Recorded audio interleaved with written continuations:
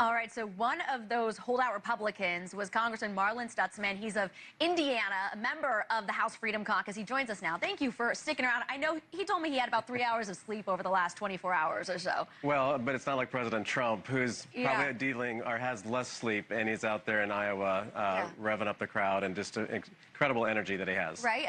White House officials were telling us today that he was working the phones up until the last minute. You were over there, right, at the White House yesterday? Did you meet with him or talk with him at all? No, I met with the White House staff. Okay. I was one of the early ones to reach out to them and share some of my concerns, and we had some really good conversations dealing with the big, beautiful bill that we were able to work our way through, and I was really impressed with how his entire team just took all of the concerns that we had about the Senate version and were able to move forward.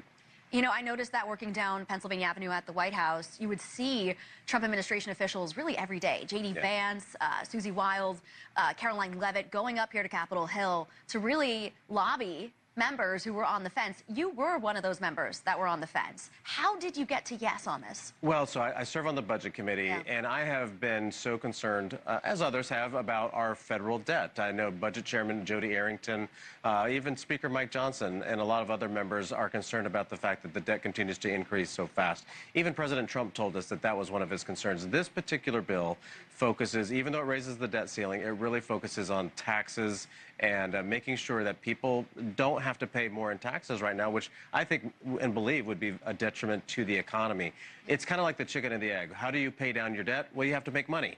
And so that's one of the ways that I looked at it. And we had some good conversations about, okay, what's next? We passed the one big, beautiful bill. We keep taxes low. We focus on, of course, finishing the border security and making sure that Golden Dome is part of this particular bill in our national security. But now it's what's the next step to start reducing debt and deficits? And we're fully prepared to do that. That's what I was going to ask, because that is really the question. You know, this was a big, monumental accomplishment for President Trump to get this done in his first year, in his first 6 months. So what is the next step? What is the next domestic policy agenda item that you're working on the Hill now? Well, so now we'll go into appropriations and the actual, funding from each committee in Congress for, different departments, and that'll start in the next couple of weeks. And so that'll be really getting into the weeds. The one big, beautiful bill focused on more broadly on keeping the tax rates where they're at now. Don't letting the Trump tax cuts expire. If they would have expired, that's about roughly $3,500 on average for the American family that they would have paid more in taxes. There's, some pieces in there that I just think are really, just brilliant on his part. And I think part of that is just his ability to travel around the country and connect with people, but like no taxes on tips, no taxes on overtime. And then, of course, the discounting the interest from your auto loan if it's an American-made car. We're seeing that, especially coming from Indiana. I have seen over my lifetime manufacturing leave our state because we're now known as the Rust Belt because it was easier to go do business in other parts of the world.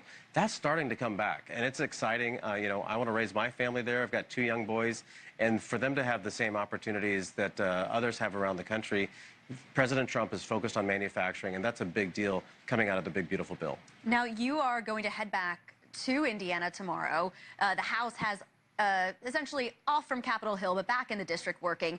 It took some convincing to get you on board to this bill. How are you going to convince some of your constituents who are skeptical that this will really help them at the end of the day? I think it's a great question because, we have a lot of agriculture in my district, a lot of manufacturing, and everybody has concerns about the debt. In fact, it's probably the #1 concern that I hear about. And so we're going to talk about rescissions packages. President Trump and his team were sharing with me that's what's coming next. They're finding places that we can clean up waste, fraud, and abuse. In fact, the Department of Justice just announced a couple of days ago this big scam that they have indicted 300 people, and it's a $14 billion scam. And so we've been telling Democrats all along there is waste, fraud, and abuse in government. There's, our budget is almost $7 trillion. If you can't, believe that there's somebody taking advantage of that, I just think that's unrealistic. And we're starting to see this more and more. So we're going to focus on, those priorities of making sure, like Medicaid, is used for people that really need it. Medicare should be protected for those who have paid into it for years and years. And I think that can all be done just by simply growing the economy, but making sure that if you're here illegally, you're not allowed to be on Medicaid. Medicaid. If you're here as an able-bodied individual, you should be able to get off of, find your own insurance and not to be dependent on Medicaid and the American taxpayer. You mentioned waste, fraud, and abuse, and the name that comes to mind when you're talking about cutting that, I think of Elon Musk, who had his work at Doge. He was someone who had said if this bill passed, he wanted to create a new political party. Yeah. I'm curious, who do you think has more power in Washington? Is it Elon Musk or is it President Trump? It's President Trump, no doubt. And, I appreciate Elon and his voice on the debt and deficits. There's bigger voices talking about it today than what there was even 10 years ago when I was here before. I mean, Jamie Dimon's talking about it. Ray Dalio's talking about it. So there's some big names that are also saying, we've got to do something different. And I think it's healthy to have that dialogue. President Trump, he even told us when he came and visited us a couple of weeks ago that he's a budget hawk, and he's like, he wants to deal with the debt as well. But it's kind of like a turnaround business. You have to be able to pay the bills that you have now, grow the economy, and then you can start paying the debt down. Well, thank you so much for joining us tonight, for sticking around. I know it's been a long couple days, but please keep us posted on, the response from your constituents when you go back, and then just what happens next after this. So great talking with you. Thanks, Kelly. Really appreciate it. All right, so President Trump, we know, taking a victory lap in Iowa tonight, but how will this big, beautiful bill play with everyday Americans like we were just talking about? We'll talk about it more after the break. Selling the bill. Stay with us.